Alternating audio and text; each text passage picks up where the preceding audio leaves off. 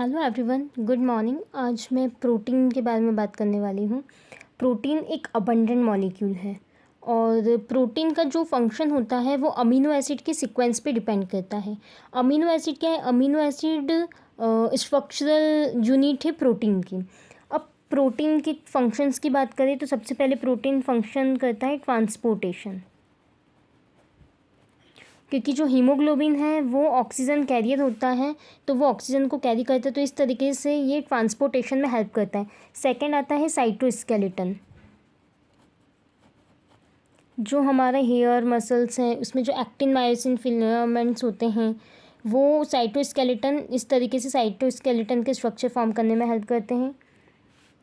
Third, protection में help करते हैं प्रोटीन। प्रोटेक्शन मतलब जो एंटीबॉडी बनती है और इम्यूनिटी प्रोवाइड करती है, और एंटीबॉडी क्या है? एंटीबॉडी भी प्रोटीन है।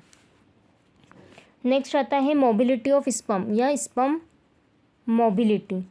तो जो स्पर्म का जो फ्लैजिला होता है तो वो फ्लैजिलिन प्रोटीन का होता है, तो इस तरीके से स्पर्म मोटिलिटी में भी हेल्प करता है। फिफ्थ फंक्शन आता है इसका सेल कम्युनिकेशन।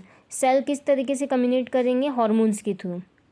हार्मोन्स का सिक्रेशन होता है, हार्मोन सिग्नल सेंड करते हैं, और ये हार्मोन्स भी क्या है? हार्मोन्स भी प्रोटीन ही है। सिक्स्थ, नेक्स्ट आता है बायोकैटालिसिस। बायोकैटालिसिस बोलते हैं जो एंजाइम्स रहती हैं, जो भी रिएक्शंस होते हैं उसमें जो एंजाइम्स इन्वॉल्व होती है वो प्रोटीन की ही होती है। नेक्स्ट एक और आता है मेम्ब्रेन प्रोटीन, जो भी स्ट्रक्चर में प्रेजेंट होता है, हम जो फॉस्फोलिपिड वगैरह के लेयर्स वगैरह पढ़ते हैं। तो प्रोटीन समझ में आए कितना इम्पॉर्टेंट है, मतलब हमारी protection, antibody, haemoglobin, hormones, insulin, ये सब प्रोटीन से बना है, इसलिए हमको डाइट में भी प्रोटीन को ऐड करना बहुत ज़रूरी है। नेक्स्ट आता है प्रोटीन के स्ट्रक्चर की बात करें तो प्रोटीन का स्ट्रक्चर होता है, कार्बन होता है। कार्बन के बाद इधर अगर NH2 है और इधर हमारा कार्बोक्सिल ग्रुप है, एक तरफ हमारा हाइड्रोजन रहेगा और एक तरफ ये हमारा R ग्रुप रहेगा। अब ये R ग्रुप हर एक अमीनो एसिड में अलग अलग होता है। अब अगर यहाँ पर NH2 लेफ्ट में प्रेजेंट होगा तो L होगा फॉर्म, और अगर ये अभी राइट में है तो ये कौन सा फॉर्म है? हमारा D। ठीक है, ये इनेंशियोमर्स होते हैं, हमने कार्बोहाइड्रेट्स में भी पढ़ा था। नॉन सुपर इम्पोजिबल क्या होते हैं? तो ये NH2 की पोजीशन पे ये D या L फॉर्म का रहता है। अब अगर कोई ये सिंगल पॉलीपेप्टाइड की चेन है तो उसमें या तो L होगा या D होगा, दोनों फॉर्म एक साथ कभी भी एग्जिस्ट नहीं करते हैं। वो अमीनो एसिड के स्ट्रक्चर्स की बात करें तो यहाँ पे नॉन पोलर अमीनो एसिड से ग्लाइसिन, जिसमें सिर्फ हाइड्रोक्सिल ग्रुप है, एलानिन, मिथाइल ग्रुप है, प्रोलीन, इसमें इम्यूनो रिंग होती है, वेलिन, ल्यूसिन, आइसोलिसिन एंड मिथ्योनिन। जो ग्लाइसिन है इसमें कायरल कार्बन नहीं है। आप ध्यान से देखेंगे दो ग्रुप एक जैसे हैं, तो ये कायरल कार्बन नहीं है, और कायरल कार्बन नहीं है इसका मतलब ये ऑप्टिकल एक्टिविटी शो नहीं करेगा। उसके बाद में जो ये मिथ्योनिन है, यहाँ पर सल्फर ग्रुप है, लेकिन ये सल्फाइड लिंकेज में कभी भी हेल्प नहीं करता है। नेक्स्ट इसके बाद आते हैं हमारे अरोमेटिक अमीनो एसिड्स। तो अरोमेटिक में हमारे पास है फिनाइलएलेनिन, टायरोसिन और ट्रिप्टोफैन। इसमें अरोमेटिक रिंग होती है, इसलिए इनको अरोमेटिक अमीनो एसिड्स कहा है। उसके बाद पॉजिटिव चार्ज अमीनो एसिड तो लाइसिन, आर्जिनिन, हिस्टिडीन। इनके कुछ एब्रीवेटेड वर्ड्स भी हैं, इनको 3 लेटर से भी कोड करते हैं और 1 लेटर कोड भी है। लाइसिन को K से करते हैं, आर्जिनिन को R से करते हैं, हिस्टिडीन H से ही करेंगे। उसके बाद इसमें पोलर अनचार्ज्ड अमीनो एसिड है, वो आएंगे सीरीन, थ्रियोनिन, सिस्टीन, एस्पार्जिन और ग्लूटामिन। अब ये जो सिस्टीन है इसमें भी सल्फर कंटेनिंग ग्रुप है, मतलब 2 सल्फर है, मिथ्योनिन और सिस्टीन, ये सल्फाइड्रल बॉन्ड फॉर्म करता है। उसके बाद नेगेटिव चार्ज की बात करें तो एस्पार्टेट और ग्लूटामेट, ये 2 हमारे पास नेगेटिव चार्ज अमीनो एसिड्स हैं। अब इनके पीके वैल्यू हमको ध्यान रखना बहुत ज़रूरी है अगर हमको किसी भी पॉलीपेप्टाइड का नेट चार्ज निकालना है। तो सिस्टीन का होता है सिर्फ 8, इसका 8 होता है, बहुत ईजी है ये। उसके बाद अगर नेगेटिव चार्ज की बात करें तो इसमें इन दोनों का होगा एस्पार्टेट और ग्लूटामेट, इसका 365, 3.65, इसका 425 मतलब 4.25, ये कुछ याद करने का तरीका है।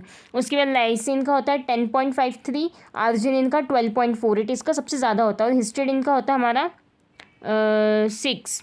उसके बाद हमारा आता है अरोमेटिक। अरोमेटिक में हमारे पास टायरोसिन की जो पीके वैल्यू होती है वो होती है 10, और अगर हम इसमें अमीनो और कार्बोक्सिल ग्रुप की बात करें तो कार्बोक्सिल ग्रुप रहता है 2.34 और अमीनो का समथिंग 9। तो इस तरीके से ये अमीनो स्ट्रक्चर्स हुए। अमीनो स्ट्रक्चर्स को ध्यान रखना बहुत ज़रूरी है। उसके बाद जो अमीनो एसिड होते हैं वो एज अ एसिड भी एक्ट करते हैं और एज अ बेस भी एक्ट करते हैं। यहाँ पर ये प्लस चार्ज है, इसका नेट चार्ज ये है। अगर यहाँ से ये डीप्रोटोनेटेड स्टेट में आएगा, एक हाइड्रोजन रिमूव होगा तो ये जीरो चार्ज हो जाएगा, ये माइनस प्लस कैंसिल आउट हो जाएंगे। और अगर एक और इसको ये भी डीप्रोटोनेटेड स्टेज में गया तो ये -1 चार्ज हो जाएगा। इसके बाद कुछ हमारे अनकॉमन अमीनो एसिड्स होते हैं जिनके बहुत इंपॉर्टेंट फंक्शंस होते हैं। 4-हाइड्रोक्सीप्रोलिन, सेलेनोसिस्टीन होता है, उसके बाद में डेस्मोसिन होता है, ये हमारे क्वाटरनरी, अभी हम जब आगे पढ़ेंगे तो उसमें देखेंगे। उसके बाद पीआई वैल्यू होती है। पीआई वैल्यू कहती है कि आइसो इलेक्ट्रिक पॉइंट या आइसो इलेक्ट्रिक पीएच, ऐसा पीएच जहाँ पर नेट चार्ज 0 हो और पीके 1 और पीके 2 डिवाइडेड बाय 2 करेंगे तो पीआई वैल्यू हम निकाल सकते हैं।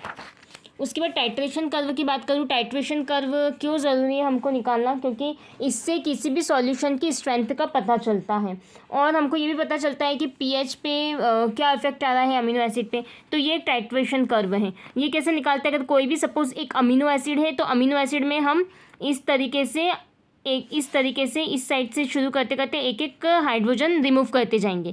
ये +1 चार्ज क्योंकि सिर्फ इस पे है चार्ज, यहाँ पर अभी ऊपर वाला हाइड्रोजन गया तो यहाँ पर कितना चार्ज बचेगा, प्लस माइनस ही कैंसिल आउट हो जाएंगे तो 0 चार्ज बचेगा। अब अगर यहाँ के बाद यहाँ का निकाला तो ये एक प्लस एक माइनस, ये 0 हो जाएगा और एक चार्ज के बचेगा हमारे पास -1।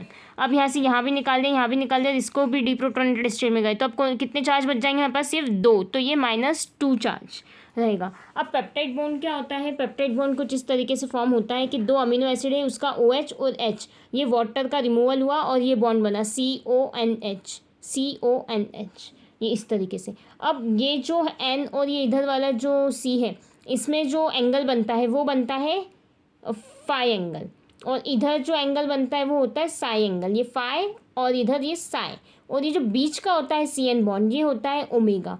तो यहाँ पे तो रोटेशन अलाउड होते हैं लेकिन यहाँ पे रोटेशन अलाउड नहीं होती, वो रिजिड होता है। अगर हम देखें एक पॉलीपेप्टाइड की चेन तो इस तरीके से उसमें CONH पेप्टाइड बॉन्ड्स होंगे और उसमें एक अमीनो टर्मिनल होगा और एक तरफ कार्बोक्सिल टर्मिनल होगा।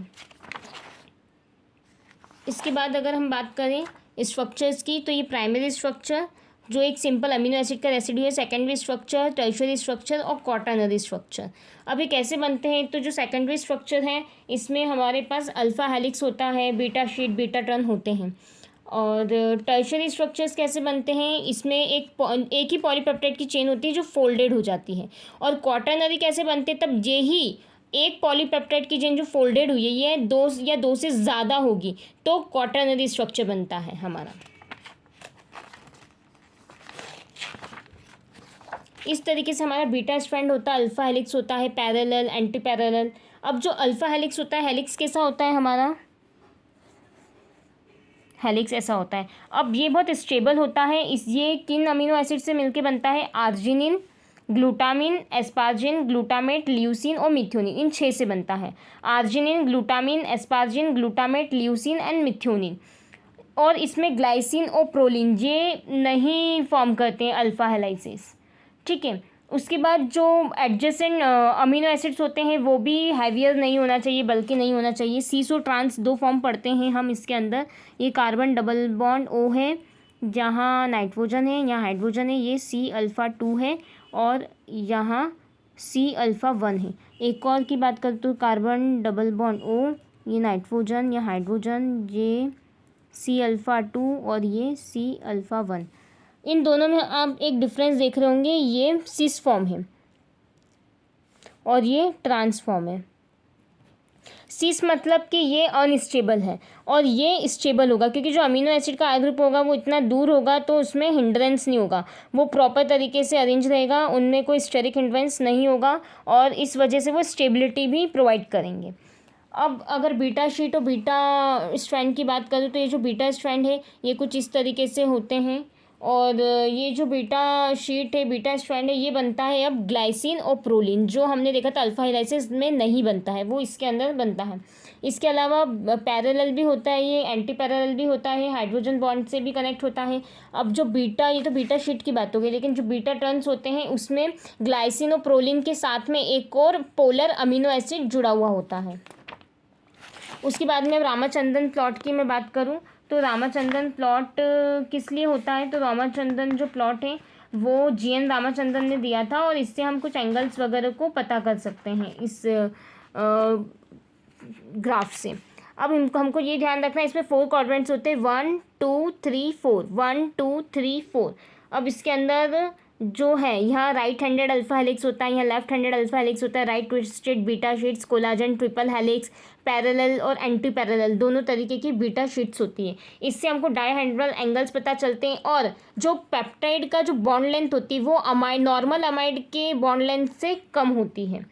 ठीक है, इस तरीके से ये रामाचंद्रन पे क्वेश्चंस आते हैं।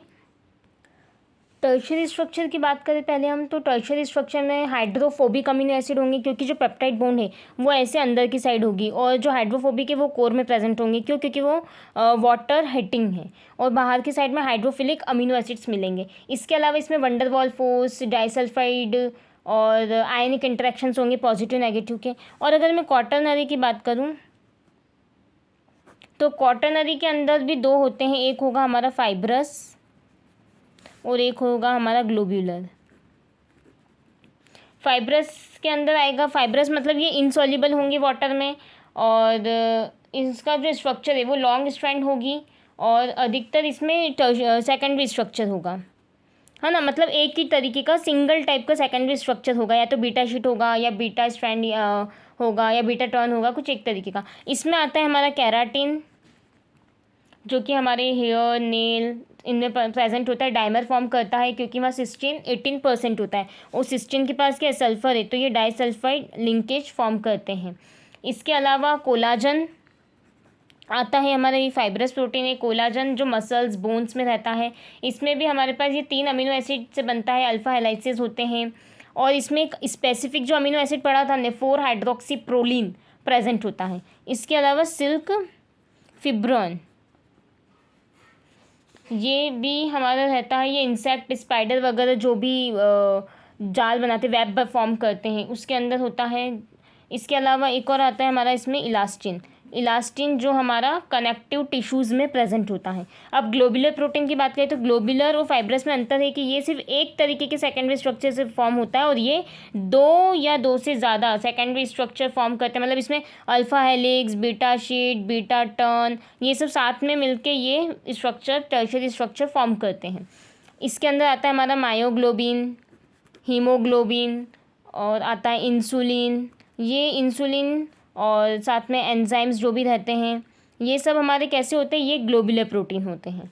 अब बात आती है हमारी प्रोटीन डीनेचरेशन। प्रोटीन डीनेचरेशन मतलब लॉस ऑफ एक्टिविटी, क्योंकि प्रोटीन तब तक ही फंक्शनल रहेगा, तब तक वो फोल्डेड रहेगा या वो प्रॉपर फॉर्म में रहेगा। अब एक साइंटिस्ट है एनफिनसन, उन्होंने एक एक्सपेरिमेंट दिया था, उन्होंने राइबोन्यूक्लियस लिया, ये राइबोन्यूक्लियस में ये डाइसल्फाइड लिंकेज थे। उन्होंने क्या किया, इसके अंदर यूरिया और बीटा मरकैप्टो इथेनॉल यूज़ किया, है ना, बीटा मरकैप्टो इथेनॉल। ये क्या करता है, डाइसल्फाइड बॉन्ड को ब्रेक करता है, तो इसका जो स्ट्रक्चर है वो कैसा हो जाएगा, मतलब ये जो सल्फाइड बॉन्ड थे यहाँ पर अब सारे SH मतलब सल्फाइड ये एक्सपोज आउट हो जाएंगे। अब इन्होंने क्या किया, वापस से अगर इसको रिमूव कर देंगे, वो अगर ये वापस रिमूव कर देंगे तो ये वापस एज इट इज़ ऐसा कैसा ही हमें राइबोन्यूक्लियस ए एंजाइम मिल जाएगा। अब अगर वो सिर्फ यूरिया ही यूज़ करते, बीटा मरकैप्टो इथेनॉल यूज़ नहीं करते, यहाँ सिर्फ यूरिया ही यूज़ किया है, तो उन्हें कैसा स्ट्रक्चर्स मिलता, कुछ इस तरीके का। इसमें क्या हुआ, ये जो डाइसल्फाइड बॉन्ड थे इनकी कुछ पोजीशंस चेंज हो गई है, ये कुछ इनकी पोजीशंस चेंज हो जाएगी। तो इस तरीके से ये डीनेचरेशन और रीनेचरेशन, ये रीनेचरेशन किस तरीके से वापस हुआ वो है। अब नेक्स्ट आता है हमारे पास में प्रोटीन फोल्डिंग पाथवे। तो प्रोटीन फोल्डिंग पाथवे में हमारे पास आता है मोल्टन ग्लोब्यूल पाथवे आता है, DNA KG पाथवे आता है, और सबसे स्पेशल आता है हमारे पास ग्रो ELES पाथवे। तो इस पाथवे में क्या होता है, हमारे पास में ये नीचे वाली सब यूनिट होती है हमारी ग्रो ES की, ये यहाँ पर ये बंद रहता है, यहाँ पर ऊपर ये जो अनफोल्डेड है प्रोटीन, इसको हम यहाँ से एंटर करवाते हैं। ये नीचे वाली यूनिट होती है ग्रो ES, ऊपर वाली होती है ग्रो EL। ये वाली होती है GRO-EL। अब इसके अंदर ये 7 यूनिट से बनाते हैं, 1 2 3 4 5 6 7, तो 7 ही ADP इससे बाइंड रहते हैं। साथ में यहाँ पर हम 7 ATP ऐड करेंगे, 7 ATP ऐड करेंगे, उसके बाद में यहाँ पर ये नीचे वाली यूनिट निकल जाएगी और ये 7 ATP 7 ADP में कन्वर्ट होंगे। उसके बाद में यहाँ पर ATP का हाइड्रोलिसिस होगा। ये जो प्रोटीन है ये अंदर गया, ये यहाँ पे फोल्ड होगा। अब ये इम्प्रॉपर फोल्ड था या अनफोल्डेड था, तो इस तरीके से प्रॉपर फोल्ड होगा। वापस इसके अंदर हमको 7 ATP देंगे और ये जो GRO-ES था हमारा, तो ये अब नीचे से हट के ऊपर आएगा। इस तरीके से ये ऊपर से बाइंड होता है बाद में। मतलब कि हमारा प्रोटीन जो है वो इस तरीके से अंदर जाके फोल्ड हो जाएगा और फिर बाहर फोल्डेड फॉर्म में निकल देगा। इसके बाद अगर सुपर सेकेंडरी स्ट्रक्चर्स की बात करें तो सुपर सेकेंडरी स्ट्रक्चर में हमारे पास आता है प्रोटीन फोल्डिंग। तो प्रोटीन फोल्डिंग कैसे, बीटा अल्फ़ा बीटा भी होता है, मतलब ये बीटा और ये अल्फ़ा से जुड़ा हुआ है। उसके बाद बीटा मिएंडर भी होता है। बीटा मिएंडर में क्या होता है, ये एंटी पैरेलल होते हैं और साथ में यहाँ पर ये बीटा टर्न फॉर्म करते हैं। ये इस तरीके से बीटा टर्न फॉर्म करते हैं। इसके अलावा एक और आता है ग्रीक की में क्या होता है हमारे पास में, ये है